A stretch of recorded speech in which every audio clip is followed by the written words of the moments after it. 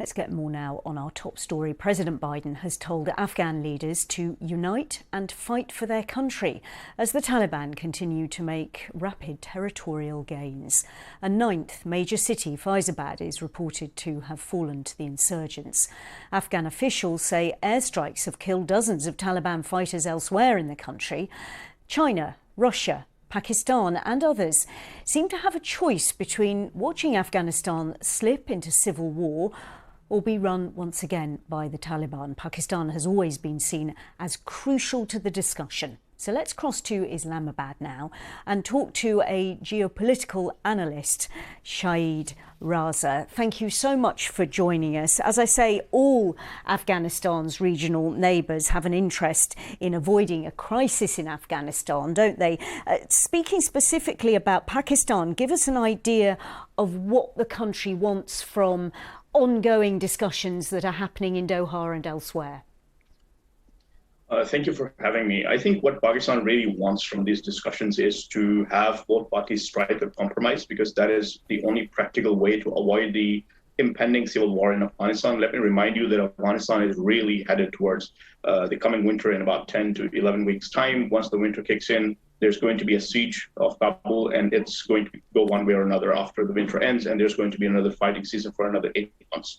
So in this situation, the time is running out, and what Pakistan would like to see from the Afghan government and the Taliban is to sit together and strike a compromise, agree on a transitional period, agree on a transitional mechanism, and indeed the forward strategy for Afghanistan. And again, the primary interest in Pakistan right now is to avoid the civil war, because it will have a direct impact on Pakistan. But how likely is that, given the advances that we've seen in recent days and weeks from the Taliban? Okay, the advances of the Taliban have not been a source of surprise for people who follow Taliban or follow events in Afghanistan on a regular basis, such as myself.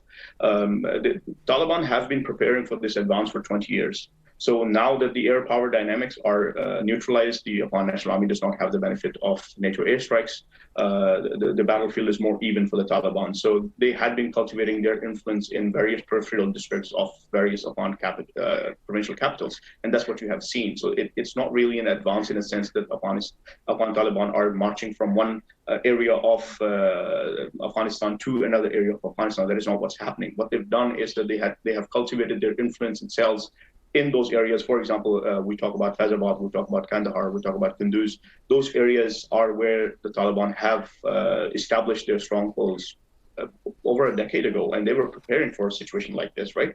So it didn't really come as a surprise. But at the same time, the interesting perspective is that the Afghan government has not really taken any meaningful initiative for sitting down with the Taliban, brokered by Pakistan or other regional countries, to have a meaningful outcome.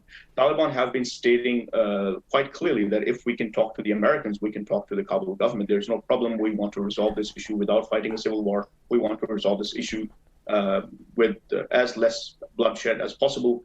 We do not want to find a military solution, because let me remind you, Taliban are also under pressure. They're no longer fighting a foreign occupation. They are now fighting their own people, right? So it is very difficult for the Taliban as well, because the narrative of the Taliban has changed, and they no longer can claim to fight, an foreign occupation force and rally their forces. That's not what's going to happen. So it's quite difficult and complex from Taliban's perspective as well. But the Pakistan really wants to see some progress from the Afghan government. There was a peace process that was supposed to take place in Islamabad between the Afghan government and the Taliban. That didn't take place because the Afghan government is clearly unwilling to sit down and have a direct one-on-one negotiation with the Taliban. Yes. So this is a decision from Pakistan's perspective. This is a decision that has to be taken by the Kabul government.